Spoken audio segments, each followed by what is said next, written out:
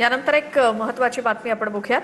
नीट परीक्षा 2026 चा निकाल जाहीर झालाय। एनटीए कडनं नीट 2026 चा निकाल जाहीर करण्यात आलाय। 11,21,000 विद्यार्थी नीट परीक्षेत पात्र होते। या पात्र विद्यार्थ्यांपैकी 58% अधिक मुली आहेत। पंजाबचा आर्यन गुप्ता आणि हरियाणाचा पंशुल बंसल हे देशात पहिले आलेत। 720 पैकी 715 गुण मिळवत दोघेही देशात पहिले आलेत। 19 विद्यार्थ्यांना 700 पेक्षा जास्त गुण मिळालेत। नीट परीक्षा 2026 चा निकाल जाहीर करण्यात आलाय। एनटीए कडनं हा निकाल जाहीर करण्यात आला असून 11,21,000 विद्यार्थी या परीक्षेला पात्र ठरले होते। 58% अधिक मुली यामध्ये होत्या।